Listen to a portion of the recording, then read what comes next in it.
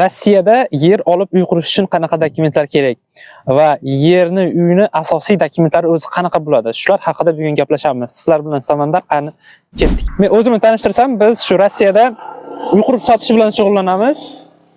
Oilaviy biznesimiz bor. Mana shu orqamdagi turgan uylarni ham biz qurganmiz. Shu oxirgi 5 yilda 40 tadan oshiq uy qurib sotganmiz. Va ko'p dokumentlar bilan men o'zim shug'ullanaman. Shuning uchun asosiy dokumentlar haqida men gapirib bera olaman hozir. Birinchidan, siz Rossiyada yer olib uy qurishingiz uchun hech qanaqa dokument kerak emas. Shu oddiy patentda ishlab yurgan bo'lsangiz ham bemalol yer olib uy qurishingiz mumkin. Endi asosiy dokumentlar o'zi qanaqa? Yer olayotganda договор купли-продажи bo'ladi. Bu eng asosiy dokumentlardan biri.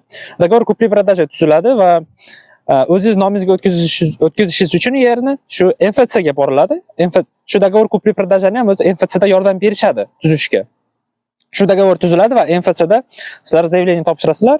Topshirilgandan keyin shu 10 kun ichida yer sizning nomingizga o'tadi. Sizning nomingizga o'tgandan keyin MFC dan rezultat olasiz. Olganingizda sizga выписка из ЕГРН beradi. Ko'rinishi bunaqa bo'ladi. Sizda yerga shu договор купли-продажи, выписка из ЕГРН bo'ldi. Endi uy qurish uchun nima qilish kerak? Uy qurish uchun siz разрешение на строительство topshirishingiz kerak. Bu qanaqa dokument? Bu dokumentda siz chizib berishingiz kerak, uyingizni yerga tushishi, qanaqa tushyapti u. Zabordan, devordan necha metr tashlagansiz, shularni chizib turib topshiriladi. Endi Rossiyada shunaqa qonun bor. Uy qurish uchun devordan 3 metr tashlash kerak. Bu o'sha majburiy. Va birazga holatlar bo'lib qoladi, manaqa katta to'k o'tgan bo'lsa, 3 metr emas, 5 metr tashlash kerak bo'lib qoladi. Yo'qsa 8 metr tashlash kerak bo'lib qoladi. Shunaqaga duch kelmasligi uchun siz разрешение на строительство topshirasiz. Bu ham shu MFC dan topshiriladi. U yerda siz chizib berasiz, yerda uyingiz qanaqa tushayotganini, zabordan qancha tashlaganingiz, hammasini chizasiz va uyingizni tepaligini shu yerdan shu cho'qqisigacha necha metr bo'ladi, shuni yozib topshirasiz. Topshirgandan keyin shu 7 kun ichida sizga javob keladi. Shu javobni olib o'qiysiz, sizga kelgan bo'ladi разрешение на строительство соответствует deb. U degani bo'ldi, siz shu quradigan proyektingiz to'g'ri keladi. Bo'ldi, demak siz bemalol uy qurishingiz mumkin. Agarda to'g'ri kelmaydi deb kelsa u dokument, u yerga yoziladi, не соответствует deb yoziladi va причинасы, nimaga to'g'ri kelmaganligini ham yozib qoldirilgan bo'ladi. Shuni o'qib chiqasiz va shu причинасini topib turib, boshqatdan topshirasiz yana. Sizga ashita yozilgan bo'lishi mumkin, bu yerdan to'k o'tgan, yo bo'lmasam yerning tagida gaz o'tgan, uyda shu 3 metr emas, 5 metr tasha deb kelsa, siz yana shu 5 metr tashlab chizasiz. Siz yana bir marta topshirib, разрешение на строительство olasiz.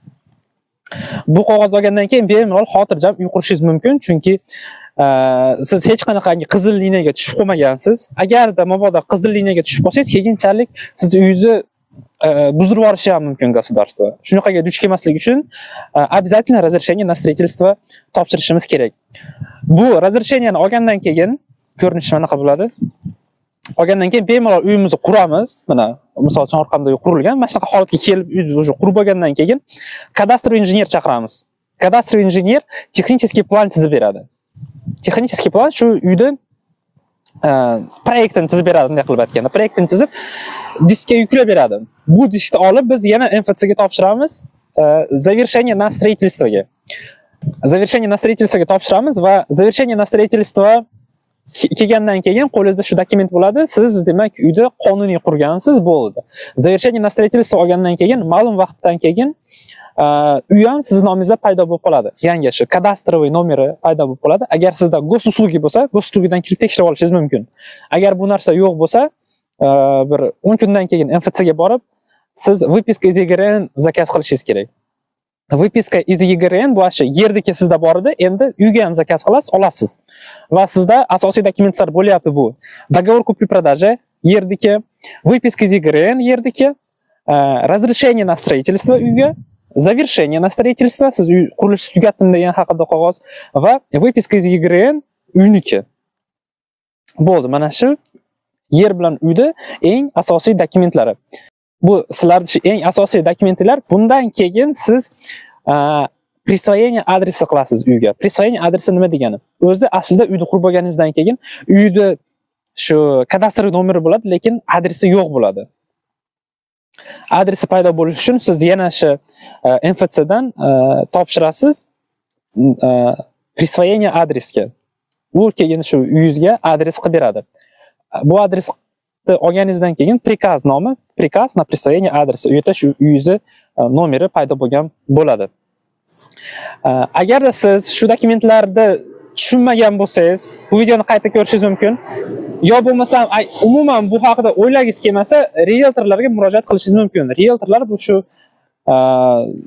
uyni oldi sottisini olib boruvchi odamlar. Shunga yordam beradi, lekin unga pulni berishingiz kerak bo'ladi. Siz hech narsa haqida o'qimaysiz, o'zlari dogovor tuzadi, o'zlari shu выпискаga hamma yo'qda qilib beradi. Bu endi eng asosiy dokumentlar haqida men gapirib berdim. Bundan tashqari yana dokumentlar bor, uyda yana har xil dokumentlari bor. Svetniki bor, gazniki bor, suvniki bor. Agarda bu mavzu sizlarga qiziq bo'lsa, kommentariyada yozinglar. Keyingi videolarda men обязательно bu haqida yana gapirib beraman.